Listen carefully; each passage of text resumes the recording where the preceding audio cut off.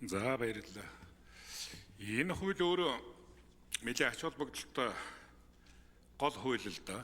Улсын их хурл үнэхээр л хууль тогтоох эрх мэдлийг хадгалдаг юм бол улсын их хурлаар хэлцэгдэх гэж байгаа хуулийн төслийн боловсруулалтанд тавигдах шаардлага нэг үгээр хэлбэл стандарт техникийн зохицуултыг нь зааж өгсөн хууль байхгүй.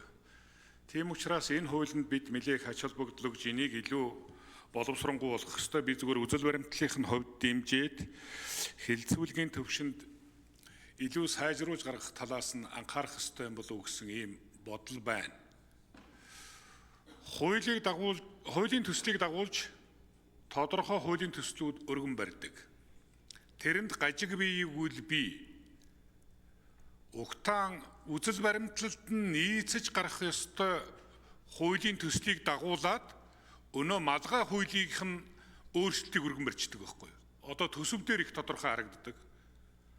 Төсвийн тусгай шаардлага буюу төсвийн хүрээний мэдэгдлэн төсвөнд дагуулад өргөн барьждаг нэг ийм гажиг асуудал үүсдэг.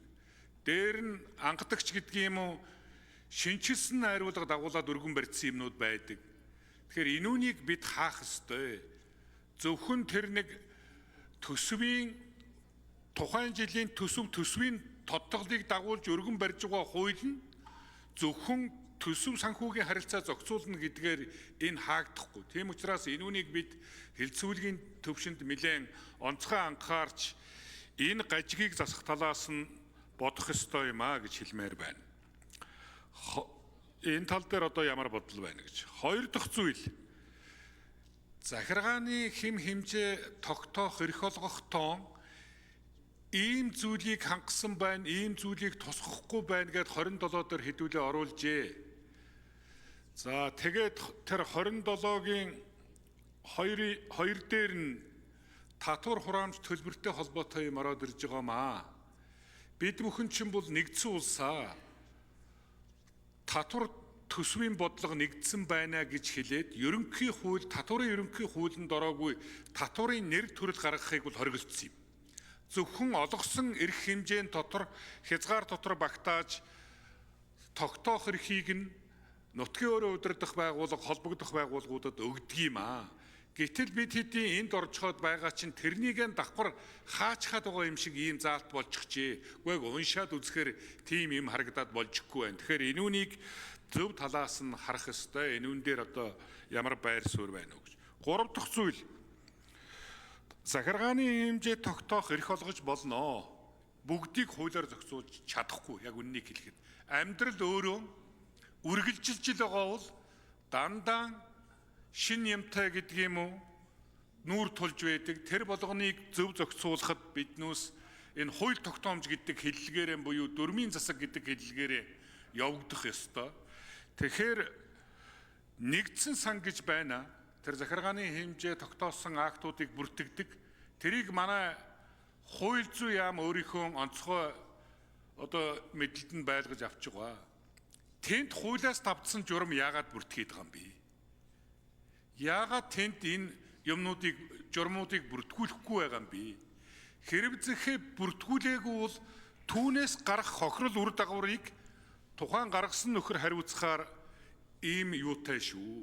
Тэгэхээр энэ дээр одоо харин энэ байгууллагуудаа чангатгах талын имийг давхар хэдүүлээ яаж бодох ёстой юм бэ?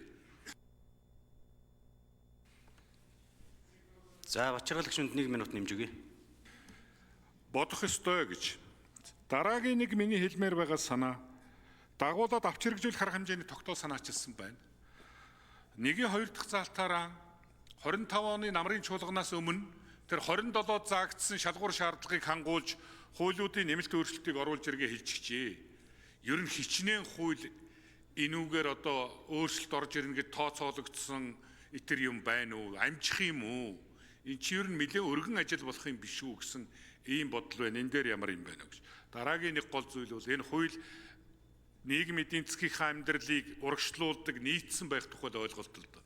Тэгэхээр хууль амьдралд хэрхэн нийцэж гэнэ гэдэг дээр үнэлгээ хийдэг тухай асуудал. Бид хяналт шинжилгээ үнэлгээг 5 жил тутамд хийхээр орсон боловч энэ олигтой явж өгөхгүй байгаа маа. энэ биелэлтийг гаргаад байгаа байгууллагууд энэ хууль амьдралд ингэж нийсч байна.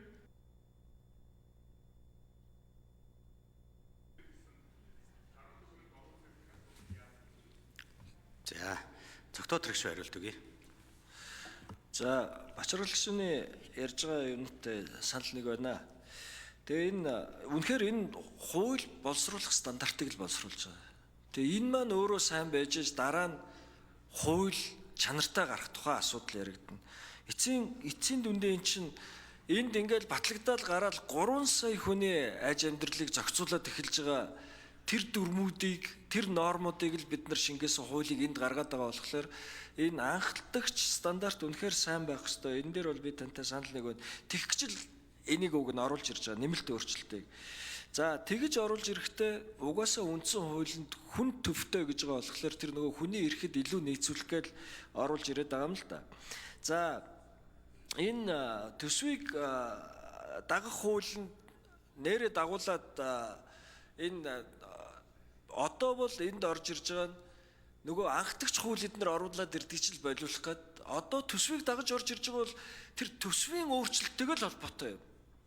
Түүнээс хуулийн бүр одоо үзэл агуулгыг юм уу эсвэл анхдагч хууль оруулаад ирж болохгүй гэдэг энэ юу санааг л энэ хуулиндаа тусгаж өгж байгаа юм. За таны тэр нөгөө татварын юм дээр та яг орон нутагт ажиллаж ирсэн одоо энд чинь бачраглагч үнэ ингэж яаж байгаа шүү дээ. Ер нь яг хуулинд байгаа юмнуудаа л энэ чинь нөгөө бусад хуулиа өөрчилж чадахгүй тодтогдож л өгж байгаа. Юу гэвэл захиргааны хэм хэмжээний акт гаргах эрх олгосон хуулийн төслийн зохицуулалт тавигдах шаардлага гээд энэ дээр тэгэхээр захиргааны хэм хэмжээний акт гаргах эрх олгоно гэдэг чинь нэг этгээд эрхтэй байгаа тэр эрхээ дамжуулах гэдэг шүү дээ. Тэр эрхтэй этгээд чи аль хэдийн үндсэн хууль юугаар захиргааны нэгжийн хуулиараа орон нутгийн иргэдийн төлөөлөгчдийн хуралч энэ эрх нь аль хэдийн авцсан байж байгаа байхгүй. Харин эннийхээ хүрээнд аливаа нэгэн энэ татвар хураамжтай холбоотой ийм шийдвэр гаргаж байгаа бол хамтын тэр байгууллагаас нөгөө хүн рүү шилжүүлэхгүй шүү. Тэр чинь өнөөдөр хуулийнхаа дагуу та нар өөрсдөө л гаргана шүү. Тэрийг хэрэгжүүлэх тэр журам юмнуудаа бол гаргаж болно. Түүнээс тэр та өөрөөсөө хэлж шээ жишээлбэл татвар гэдэг чинь төрийн бүрийн эрхийн асуудал. Энэ татварын өөр хэлбэрийг одоо орлогын албан татвар юм уу нэмэгдсэн үйлдвэрийн албан татвар эднэрийн чинь улсын их хурл тогтоонохоос угаасаа хуулиар өөр хинч тогтоож болохгүй. Тэгээ тэр юмнуудыг л энд илүү тодтогоод заагаад өгсөн байгаад байгаа маа. Харамсалтай нь бид нар хичнээн ийм хөлтөж цаан чинь зөндөө тэр хуулиуд гараад ямар сайндаа шүүхтэр очоод эн чинь бүр яг татвар төлбөр тооцоотой мөнгөтэй холбоотой журам хүртэл засгийн газрын журам очоод шүүхтэр очоод ялагдсан байгаад байгаа байхгүй. Тэгээ энийг л бид нар тусгая гээд байгаа юм. За, гүйцэж хариулъя зөвхөн доторх шүү. Энэ нөгөө хуулийг яагаад бүртгэж аваад байгаа юм бэ? За одоо бүртгэж авч болохгүй шүү дээ. Тэр хэм хэмжээд авсан хуулийг нэрэл бүртгэж авч болохгүй. Тэгэд одоо хэдүүлээ бас төрдөө итгэл л одоо хууль зүйн яам бүртгэж авахгүй байгаа учраас л цаана 800 хэдэн бүртгэгдээгүй дүрм журм явж гарч ирж байгаа бах гэж би бодож байгаа. Яг тэгвэл хууль зүйн яамыг бүртгэхгүй мэдээд тийм журмаа гаргацсан амьдрал дээр мөрдөө тэргжүүлээд яваад байна л гэсэн үг л дээ. Тэгэхээр одоо харин энэ таны нөгөө нэг асуудал одоо энэ хууль гарснаар тэр одоо 2025 оны намрын жуулан гэхэд оруулж ирэх ёстой гэж одоо амжуулах гал үзэх ёстой баг. Гэхдээ нэрэл таны хэлж байгаагаар 800 хэдэн журам хүчингү болгох цаана хичнээн хуулинд асуудал гарах уу? Энэ бол өөрөө том асуудал шүү. Энийгээ бол хилцүүлгийн явцад таа ч гэсэн саналаа хэлээрэ хэдүүлээ энийгээ бол боддоор харах нь зөв баг. За За ажлын хэсгийн 10 дугаар микрофон. За бачрал гишүүний бас асуултанд зарим статистик мэдээлэл бас нэмж өглөө. Одоогоор бидэрт хууль зүйн дотоод хэргийн яамнаас ирүүлсэн мэдээлэлээр бол эрх болгосон заалт бүхий хууль 315. За мөн хуулиар эрх болгосон заалт бол 2403 байна гэдэг ийм мэдээлэл өгсөн байгаа. Ингээд хууль зүйн дотоод хэргийн яамн дээр яг улсын нэгдсэн санд бүртгэлтэй одоо захиргааны хэм хэмжээний акт болвол бас өнгөрсөн 24 онд бол 2560 байсан болвол одоо энэ оны 2 дугаар сарын байдлаар бол энэ тоо бас нэмэгдсэн байгаа. 2868 гэсэн энэ тоо байгаа. Энэ дотроо сайдын тушаал, засаг даргын захирамж, иргэдийн төлөөлөгчдийн хурлын шийдвэр, улсын хурлаас томилогдсон байгууллагын удирдлагын шийдвэр гэх мэтэр одоо эрх олгоцсон субъектүүдийн баталсан хэм хэмжээний актын тоо бол ийм байдалтай байна гэж бас гарсан байгаа. За Ганбатын Очир Өтгөшийн асуулт асууя.